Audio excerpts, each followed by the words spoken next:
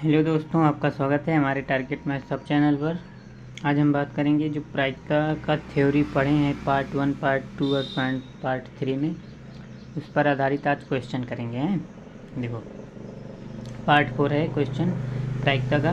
देखो निश्चित घटना की प्रायिकता होती है, इसमें याद कर लो जो निश्चित घटना की प्रायिकता होती है वो हमेशा एक होती है। रट लो कि निश्चित घटना उसे कहते हैं कि कोई घटना हो रही हो, घटी हो या ना घटी हो, दोनों की प्रायिकताओं का योग एक होता है, वही होती है निश्चित घटना है। यानी निश्चित घटना की प्रायिकता हमेशा एक होती है। कौन कौन सी घटनाएं प्रायिकता नहीं हो सकती हैं? प्रायिकता का मान कभी निगेटिव नहीं हो सकता है, और प्रायिकता का मान कभी एक से छोटा यानी कि निगेटिव नहीं हो सकता, ना ही एक से बड़ा हो सकता है।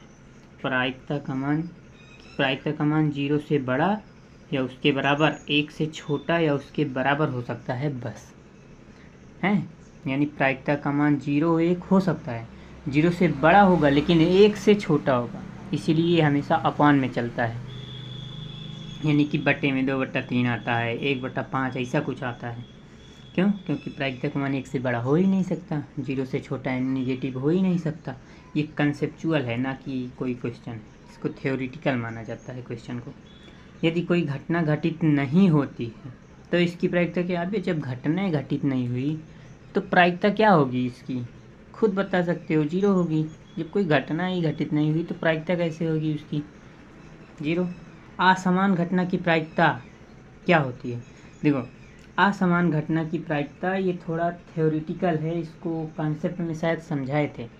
असमान घटना की प्रायिकता हमेशा 0 की तरफ अगेन करती है, 0 की तरफ जाना चाहती है, मतलब 0.000, मतलब बहुत कम, ऐसा 1 की तरफ जाएगा। असमान घटना बहुत शून्य की तरफ ज़्यादा होती है, जैसे 0.001 है, 0.01 है। इसमें से असमान घटना की प्रायिकता कौन सी मानोगे? जो 0 के बहुत पास होगा, ये वाला मानोगे, ना कि ये दोनों, ये इससे बड़े हैं। समझ में आया? यही होती है असमान घटना।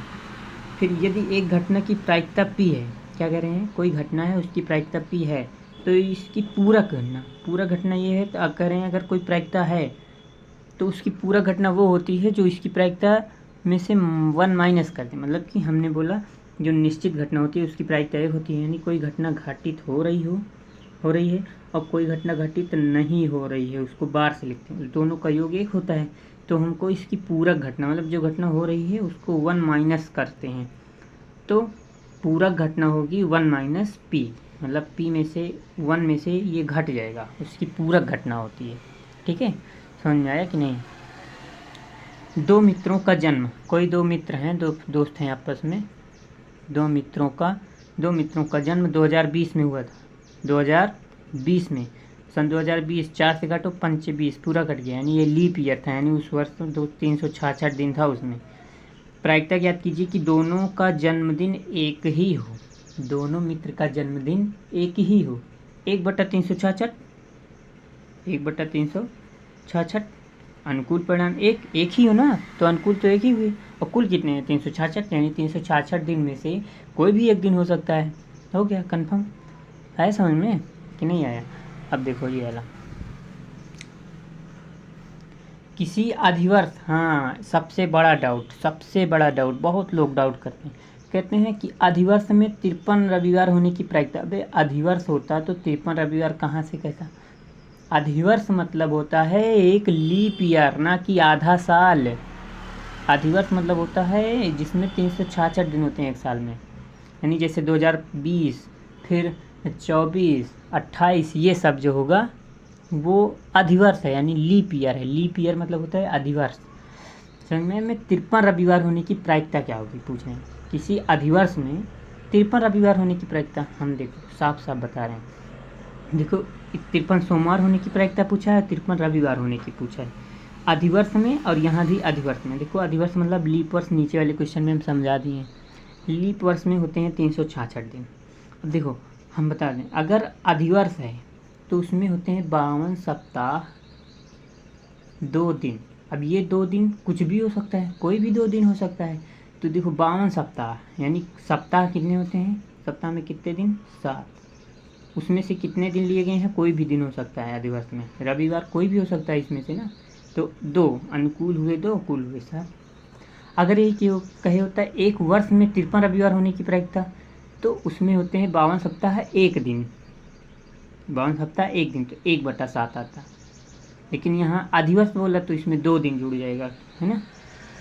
सेम चीज़ यहाँ भी, एक अधिवर्ष में 5 सोमवार 53 सोमवार होने की प्रायिकता, 53 सोमवार अधिवर्ष में, कुल हुआ 366, मतलब 366 तो वो दिन हुआ। बाकी सप्ताह इसमें होता है, बताए ना 52 सप्ताह 2 दिन, क्योंकि यहाँ भी अधिवर्ष, तो सप्ताह कितने हुए 52, तो उसके अनुसार सप्ताह में 7 दिन, उसमें से इसमें भी 2 दिन आएगा, 2/7। समझ में आया? तो लाइक शेयर और सब्सक्राइब करना ना भूलें। समझ में आया कि नहीं आया ना। अब देखो आगे, 400 अंडों के एक संग्रह में, कोई 400 अंडा है, उसमें एक संग्रह बना हुआ है 400 अंडों का, में से एक खराब अंडा प्राप्त करने की प्रायिकता इतना है। खराब अंडा प्राप्त करने की प्रायिकता मतलब PE बार से लिख दे रहे हैं, खराब अंडा होने की प्रायिकता 0.035 है।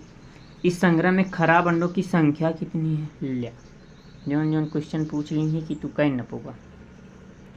देखा पहले तो प्रायिकता निकाला, अनुकूल परिणाम बटे कुल परिणाम PE बार। अच्छा देखा क्या कहा था, खराब अंडा प्राप्त करने की प्रायिकता इतना है, तो खराब ना करने की प्रायिकता कितना हुई है, 1 में से घटा दे पाए इतना 0.035, है ना। तो जौन आए ओमा कह दे 400 से गुड़ा आ जाए खराब मतलब कि अंडों की संख्या। 1.000 में से घटा दा 0.035, 10 में से 5 का 5, 9 में से 3 का 6, 9 में से 10 दें 10 9 उत्तर जी 0.965, 0.965 जो 400 अंडा होकर कैदा गुड़ा तुए में 2 जीरो से यूजे 96.5 गुड़े 4, 4 पंचे 20 हासिल 2, 4 6 24, 25 26 के 6 हासिल 2, 4 9 36 37 38.1 अंक पर आई जे आंसर था 386। अंडों की संख्या है 386, है ना। एक संग्रह में से एक खराब अंडा प्राप्त करने की प्रायिकता इतना है, इस संग्रह में खराब अंडों की संख्या कितनी है, 386 है। खराब अंडों की संख्या कितनी है भैया, 386। यार समझा रहे थे लेकिन देख नहीं रहा था, उसके लिए थोड़ा क्षमा चाहेंगे, ठीक है। समझ में आया कि नहीं, 386 कैसे आया, देखो हमने खराब अंडों की इसमें दिया है, खराब अंडा प्राप्त करने की प्रायिकता इतना है, तो खराब ना होने की प्रायिकता कितनी होगी, 1 में से घटा दो इसको, पूरा घटना एक प्रकार से, फिर जो आया जितने अंडों की संग्रह थे उसमें से गुणा कर दो, जो खराब अंडे थे वो खुद ही पता चल जाएंगे कितने थे, 386 आ गया आंसर, है ना। अब आगे देखो, अभी क्वेश्चन बहुत है आज। देखो अब हम बात करेंगे सिक्का पासा व थैले में से गेंद निकालने से संबंधित बहुविकल्पित प्रश्न, है ना। सिक्का पासा व थैले में से गेंद निकालने से संबंधित बहुविकल्पी प्रश्न। किसी सिक्के को एक बार उछालने पर शीर्ष यानी हेड आने की प्रक्रिया ऐसे रटा होना चाहिए 1/2, लेकिन समझा दे रहे हैं कैसे। एक सिक्का को एक बार उछाला गया, सिक्का है तो 2 बार 2 आएगा हमेशा, वो भी कितनी बार उछाला गया, 1 बार, तो 2 की घात 1, हेड और टेल। अनुकूल कितना आ सकता है, ये तो हेड आएगा, ये तो टेल, और कुल कितने हैं 2, तो 1/2 राइट आंसर। समझ आया। देखिए यदि 2 सिक्के को उछाला जाता है, कितने सिक्के को, 2 सिक्के को उछाला जाता है 2 की घात 2, यानी head tail, tail head, tail tail, या हेड हेड आ सकता है कोई नहीं, तो कुल हुए 4, ठीक है। अधिक से अधिक एक चित्त, कम से कम चाहे जितना हो, लेकिन अधिक से अधिक एक चित्त होने चाहिए, नहीं भी होगा तो चलेगा। अनुकूल हुए 3, कुल हुए 4, आंसर आया 3/4, आंसर आया 3/4। आया समझ में कि नहीं आया। अब देखो यदि एक सिक्के को 3 बार उछाला जाता है तो 0 पटा आने की प्रक्रिया, देखो हमने एक ट्रिक बताया था कि यदि एक सिक्के को 3 बार उछाला जाता है तो उसके लिखने का मेथड ये होता है, 4 बार हेड, 4 बार टेल, फिर 2 बार हेड, 2 बार टेल, फिर 2 बार हेड, 2 बार टेल, फिर हेड टेल लिख दो, टेल हेड टेल लिख दिए ना। अब इसमें क्या है, जीरो पट। जीरो पट मतलब एक भी पट यानी टेल, पट मतलब होता है टेल, एक भी टेल ना आने की प्रायिकता, एक को टेल ना आए, टेल एक भी ना आए। इसमें तो इतना दो तीन आया, दो आया, दो आया, इसमें भी एक आया, दो आया, एक आया, एक, इसमें भी एक पट नहीं, एक भी पट नहीं है, तो अनुकूल हुए एक, कुल हुए 2 4 6 8, 1/8 है इसका आंसर। समझ में आया हो तो लाइक शेयर और सब्सक्राइब करना मत भूलना भाई, ठीक है। मर जा सारे मलिच। देख पासा, क्या पासा, पता है ना पासा क्या होता है। देखो पासे को एक बार उछालने पर आभास संख्या, पासा क्या होता है, जो लूडो का पासा होता है ना, लूडो खेलते हो तो 1 या 2 या 3 या 4 या 5 या 6 आता है, वही 1 2 3 4 5 6 यही आ सकता है।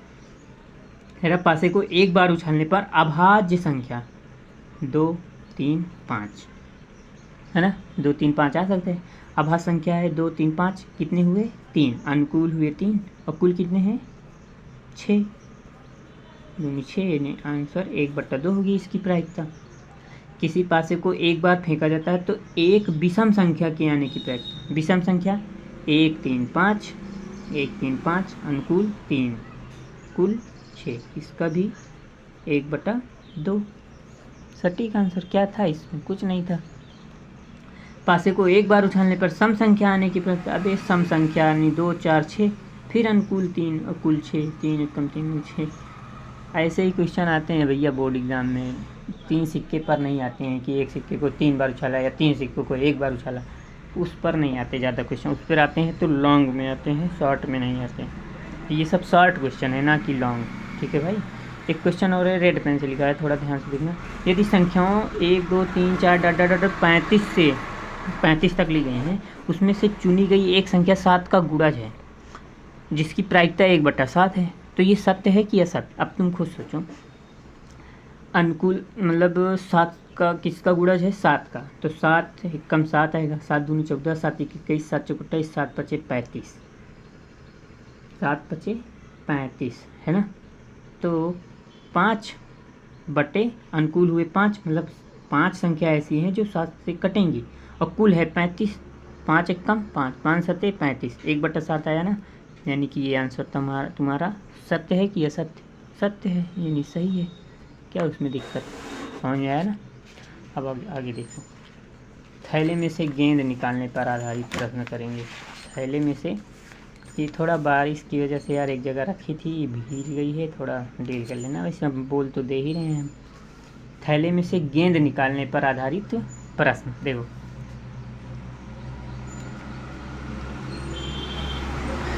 एक थैले में 2 नीली, कितनी नीली गेंदें हैं, 2 नीली गेंदें हैं, 3 सफ़ेद गेंदें हैं और 4 लाल गेंदें हैं। इस थैले में से एक गेंद यादृच्छा मतलब ये जान लो कि बिना देखे, यादृच्छा मतलब अधिकतर ये फील करा करो कोई बिना देखे निकाली जाती है। इस गेंद के लाल होने की प्रायिकता होगी। देखो लाल होने की, हमने ये बोला लाल कितनी, पहले तो ये तो कुल गेंद कितनी है, नीली सफ़ेद लाल मिला के कुल गेंद कितनी, 2 3 5 4 9। हमसे प्रायिकता किसकी पूछा है, लाल गेंद होने की प्रायिकता। लाल गेंद कितनी है, 4। जो पूछेगा वो अनुकूल होगा, तो अनुकूल परिणाम कितने हुए तुम्हारे, अनुकूल परिणाम हुए तुम्हारे 4, क्योंकि लाल गेंद होने की प्रायिकता हो जाए। कुल परिणाम कितने हैं, 9, 4/9 इसका आंसर, क्योंकि प्रायिकता का फार्मूला होता है अनुकूल परिणाम बटे कुल परिणाम। अनुकूल है 4, कुल है 9, आंसर क्या था इसमें, ये भी ना लगा पाओ यार, इसको अपने आप लगा के बताओ। एक थैले में 3 लाल 5 काली गेंदें हैं। इस थैले में से एक गेंद बिना देखे निकाली जाती है। गेंद के लाल होने की प्रायिकता, लाल है 3, कुल है 5 3 8, 3/8 इसका खट से आंसर लो। क्या था इसमें, कुछ नहीं था। एक थैले में 3 लाल और 2 नीली गेंदें हैं। एक थैले में 3 लाल और 2 नीली गेंदें हैं। थैले में से यादृच्छा मतलब बिना देखे एक गेंद निकाली गई, उस गेंद के नीली होने की प्रायिकता, नीली कितनी है 2, कुल कितनी है 3 2 5, 2/5 आंसर। इसको भी लगाने में समय लो तो क्या मतलब तुम्हारा पढ़ना इतना डीप में कंसेप्ट समझाए हैं। इसका मतलब ये नहीं कि एक क्वेश्चन लगाते समय 50 घंटा लोगे तुम। देखो एक थैले में 2 से 90 तक की लिखी संख्याओं के कार्ड पड़े हैं। देखो, एक थैला है, उसमें 2 से 90 तक की लिखी संख्याओं के कार्ड पड़े हुए हैं। थैले से एक कार्ड बिना देखे निकाला जाता है। निकाले गए कार्ड पर 2 अंकों की संख्या के होने की प्रायिकता होगी। देखो, 2 से 90 तक की लिखी संख्याओं के कार्ड हैं। 2 से 90, 2, 3, 4, 5, 6, 7, 8, 9, 10 90 तक, है ना, के कार्ड पर 2 अंकों की संख्या होने, 2 अंकों की संख्या मतलब 10 से शुरू है, 10 से 90 तक, है ना। 10, 11, 12, 13, 14, 15, 16, 17, 18, 19, 20, 21, 21 से 90 तक। तो देखा, 10 से 20 तक वहाँ क्या संख्या आई, 10 कर लाई के 2, 4, 6, 8, 10, 1, 11। 10 से 20 तक का लिखी 11 आया। 11 कै बार जाए, देखो फिर मिला कि 10 से 90 तक चाहिए। और देखा, 2, 3, 4, 5, 6, 7, 8, 9 का नहीं लेखा है। इन 90 में से 9 जने का हटाया था। 9 जने कितना है, 8 जने का हुआ। पूछा का है 2, 4, 6, 8, कहीं एक तो शामिल है ना पहले से, है ना। तो इनका घटावा 90 में से इनका हटाया था। 2, 4, 6, 8 जने का, 90 में 8 जने का हटावा 2, 82। 82 जने हैं 10 से 90 तक, अनुकूल है 82। कुल कितना है, 2 से 90 तक का कुल कितना जने हैं, 2 से 90 तक कुल कितना जने हैं भैया, 10 से 90, 10 से 90 जने में 80 जने हैं, और 10 से 90 जने में 80 जने हैं, और ये 8, 88 जने हैं, अनुकूल 88। समझ में आप नहीं तो आंसर था 82/88 ना 81/88 है। कैसे है समझ आप। देखा, 2, 3, 4, 5, 6, 7, 8, 9 आने वाले, लेकिन ये 1, 2, 3, 4, 5, 6, 7, 8 जने का माइनस करवा तू 88 में से, तो 80/88। रुको यार, इस क्वेश्चन में डाउट लग रहा है हमें, इसको हम तुमको डीप में समझाएं, ये थोड़ा हट कर है उससे, हैं कोई। देखो, ये नहीं कहते हमें नहीं आ रहा है, बट इसमें थोड़ा कॉन्सेप्ट ज़्यादा लग रहा है जो दिमाग में अभी नहीं आ रहा है, उसको बताएंगे। देखो, मैथ ही एक ऐसा सब्जेक्ट है जिसमें इंसान भटक सकता है, लेकिन एक बात और है, मैथ से अगर तुम प्यार कर लिए तो गारंटी है यार। मैथ एक ऐसा सब्जेक्ट है ना, अगर तुम डीजे बजा कर भी पढ़ रहे हो तो तुम्हें प्रॉब्लम नहीं होगी। लेकिन साइंस या बायोलॉजी ऐसा सब्जेक्ट है, अगर डीजे बज रहा है तो तुम भूल कर भी उसको पढ़ नहीं सकते, याद बिल्कुल नहीं होगा। इसमें अगर तुमको फार्मूला याद है, कंसेप्ट होता है, तो फटाफट लगते चले जाएंगे। इतना सवाल लगाए, कहीं डाउट हुआ। अब ये थोड़ा वैसे दे ही दिया है कि इसमें थोड़ा इंसान कंफ्यूज हो जाए, समझ रहे हो ना। इसलिए किसी को अगर कोई टीचर थोड़ा समझा नहीं पा रहा है तो उसको तुरंत हंसा मत करो भाई, क्योंकि उसकी भी कोई प्रॉब्लम होती है, कोई रीज़न होता है, ऐसे नहीं वो पढ़ा रहा है, ठीक है। बाकी जो कुछ डाउट होगा इसके लिए हम कमेंट में इसका आंसर बता देंगे, ठीक है। हाँ, क्या होगा कैसे होगा एकदम डीप में बता देंगे, कमेंट पढ़ लेना, एकदम समझ में आ जाएगा। यहाँ तक जब पहुँच पाओगे तब ना तुम लोग पता नहीं यहाँ तक पहुँच भी पाओ कि नहीं। बाकी लाइक शेयर और सब्सक्राइब दबा के करो, ठीक है भाई। आज के लिए बस इतना ही, नेक्स्ट वीडियो में थोड़ा बड़े क्वेश्चन लाएंगे, ठीक है।